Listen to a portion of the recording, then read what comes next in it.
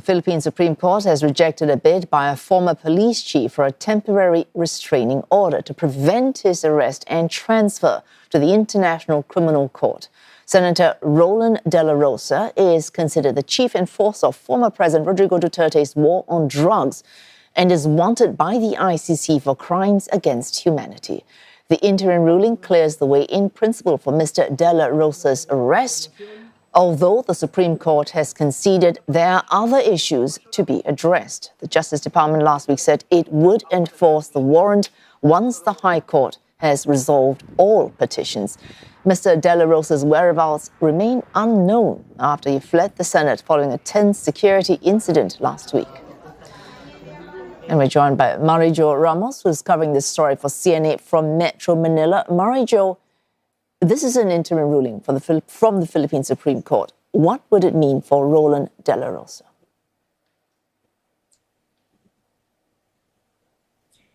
Yes, the Supreme Court decision means that right now there's no legal obstacle to enforcing the warrant or to arresting Senator Bato dela Rosa. We know that last week, the International Criminal Court has confirmed that an arrest warrant exists versus dela Rosa over alleged crimes against humanity tied to the Duterte-era drug war. But dela Rosa is also challenging the ICC jurisdiction of his case following the Philippines' withdrawal from the Rome Statute. He's also challenging the attempts to turn him over to foreign custody and the enforceability of its arrest warrant locally, where he manifested the need for a Philippine or local judicial warrant.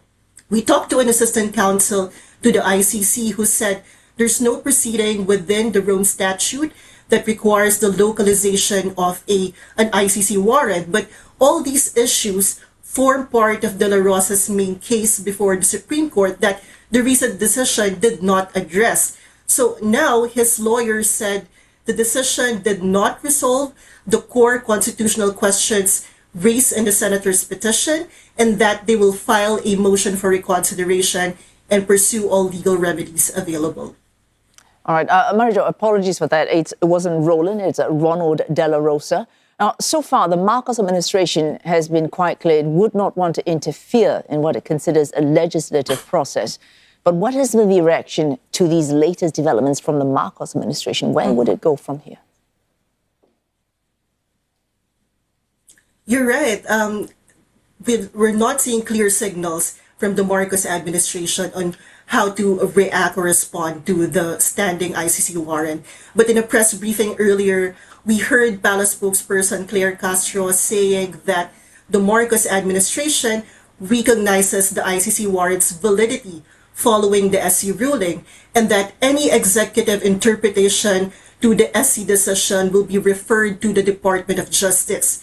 But the DOJ itself said the government intends to implement the warrant if dela Rosa is located. But right now, we don't know the whereabouts of the senator. Earlier this week, the Office of the Solicitor General, which is the principal legal representative of the Philippine government, had asked the Supreme Court to reject Senator dela Rosa's petition to block his arrest warrant. It described the senator as a fugitive from justice and said his case is a masterclass on how the powerful corrodes the rule of law, contrasting his evasion of the law to the experiences of victims of the drug war when he was its chief implementer. But despite the strong-worded and decisive comments from the Solicitor General, again, the President's office itself has been cautious and had shown no decisive actions on the ICC warrant against dela Rosa. Oh, thanks, Mariejo Ramos, explaining this situation to us, reporting for CNA from Metro Manila.